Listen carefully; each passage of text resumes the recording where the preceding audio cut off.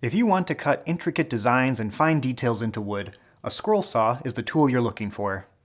Once you start, you won't be able to stop when you realize the endless possibilities of things you can make. In this video, we'll go over the parts of a scroll saw, how it all works, and how it compares to other tools. First, some terminology. The tool we now call a scroll saw was once known as a jigsaw and ran on foot power. These days, jigsaw usually refers to this handheld tool, although some people still call a scroll saw a jigsaw.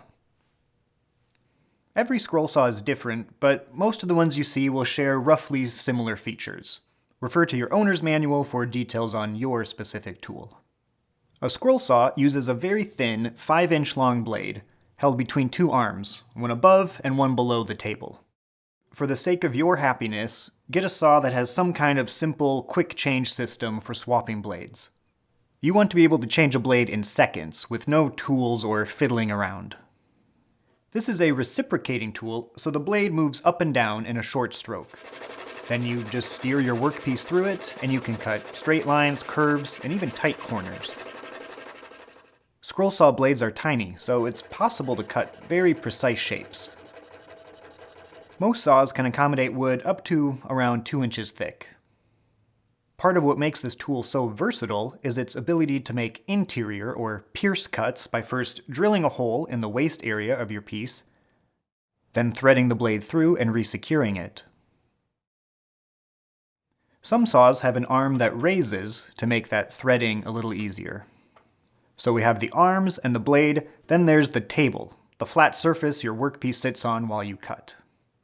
The table angle is adjustable on this one, allowing you to make beveled cuts.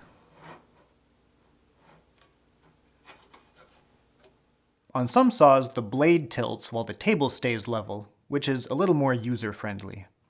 This table is cast iron, so every once in a while I'll rub a little paste wax on it to help the wood move across it more easily and to protect it from rust. If you're browsing for scroll saws, you'll often see them classified by their throat depth, which is the distance from the blade to the back of the machine. Take that measurement and double it to get the maximum size of material you could conceivably work with on the saw. The most common sizes are in the neighborhood of 16 to 20 inches, and that's usually enough for most people. But if you often work on really big pieces, you might eventually need to move to a larger saw. Up top, we have the blade tensioner. On this one, it's a lever, and this adjusts how tightly the blade is held between the arms. The tension will be different for different blades, but you'll get a sense of that pretty quickly once you start.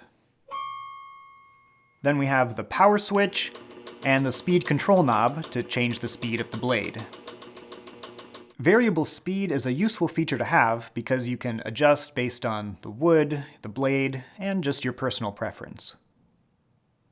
This little appendage is an air blower. When the saw is running, air is forced out of here, and you can position it to puff the sawdust off your piece so you can always see right where you're cutting.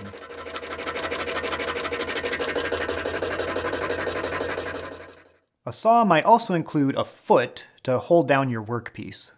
The upstroke of the blade can sometimes yank things along with it up off the table, but a foot will hold it in place.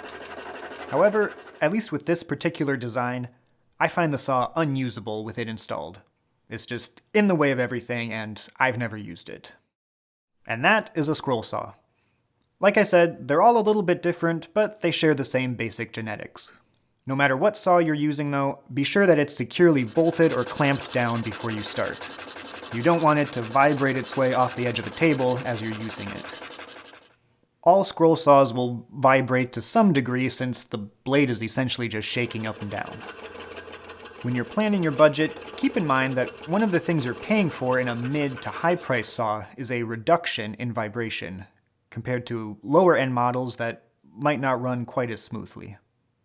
So when would you choose a scroll saw, and when would you choose a different tool?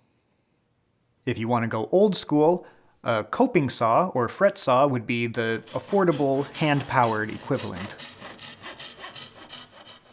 A tool mentioned earlier is a jigsaw.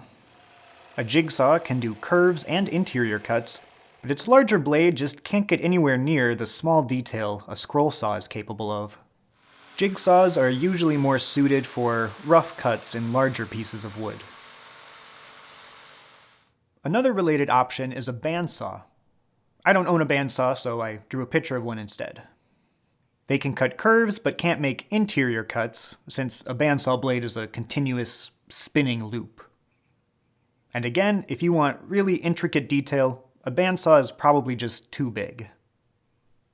So those are some alternate tools for similar operations, but for ultimate precision, a scroll saw is unmatched. And that was a quick look at what makes a scroll saw a scroll saw. Compared to other power tools, they're quiet, safe, and just a fun, unique addition to the shop. Scrolling is an absorbing and rewarding genre of woodworking that will provide a lifetime of enjoyment. Have fun, and thanks for watching.